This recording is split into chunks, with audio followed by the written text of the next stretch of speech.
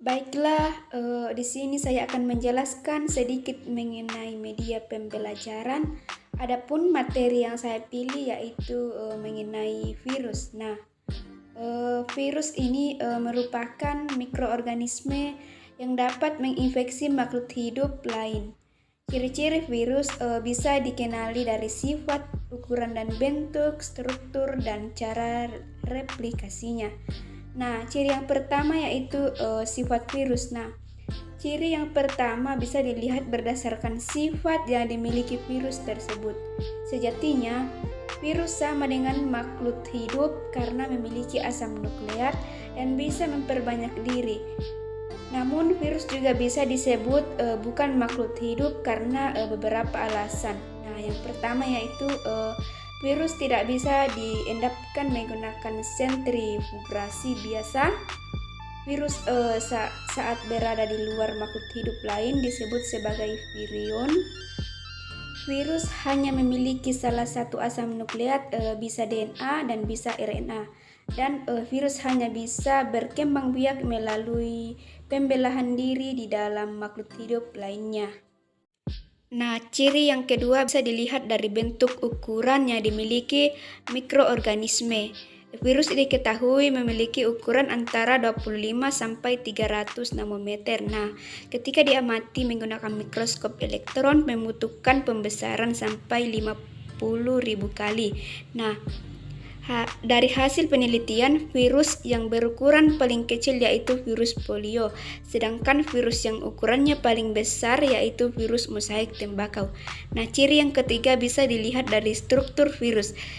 Secara umum, struktur virus yang sering dipelajari yaitu bentuknya bakteriofag. Nah, beberapa bagian dari bentuk ini antara lain sebagai berikut. Nah, bentuk yang pertama yaitu kepala dan kapsid. Nah, kepala virus berisi asam nukleat. Untuk virus dengan struktur bakteriofag, asam nukleatnya yaitu DNA. Fungsi dari asam nukleat ini untuk mengendalikan replikasi virus. Nah, kapsid adalah bagian dari kepala virus yang diselubungi oleh protein.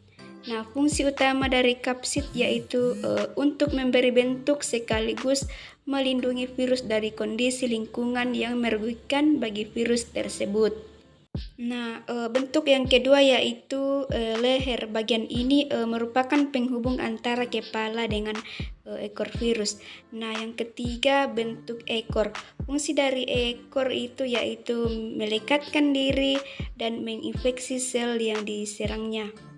Pada bagian ini ada selubung ekor, lempengan dasar, dan serabut ekor. Di setiap ujung serabut ekor ada reseptor yang berfungsi sebagai penerima rangsangan. Nah, ciri-ciri virus yang terakhir yaitu dapat dilihat dari kemampuan virus menggandakan diri atau replikasi. Nah, untuk bisa berkembang biak, virus harus menginfeksi sel inangnya yang berasal dari makhluk hidup lain. Proses replikasi terbagi menjadi dua bagian yaitu daur litik dan lisogenik. Penjelasan lengkap yaitu dari keduanya sebagai berikut. Nah, yang pertama yaitu daur litik. Pada daur ini virus akan menghancurkan sel yang ditumpanginya sampai proses replikasi selesai. Alur dari daur ini yaitu sebagai berikut. Yang pertama yaitu adsorpsis. Virus akan melekatkan ekornya pada dinding sel bakteri. Nah, alur selanjutnya yaitu penetrasi. Pada proses ini ujung ekor virus masuk dan menyatu dengan sel bakteri. Alur selanjutnya yaitu eklifase. Bagian ini virus akan mengambil alih perlengkapan metabolik dari bakteri tersebut. Nah, alur selanjutnya yaitu perakitan. Pada proses ini bagian tubuh yang terbentuk pada proses sebelumnya akan disusun menjadi virus baru yang utuh. Nah, alur terakhir yaitu lisis. Proses pecahnya sel, bakteri, dan keluarnya virus baru yang siap untuk menginfeksi bakteri lainnya. Yang kedua yaitu daur lisogenik. Daur lisogenik yaitu proses replikasi virus yang tidak merusak sela bakteri. Adapun tahapan dari daur ini yaitu sebagai berikut. Nah, yang pertama yaitu adsorpsi dan penetrasi, yaitu proses ini virus akan melekatkan ekornya, kemudian ujung ekor masuk dan menyatu dengan sel bakteri.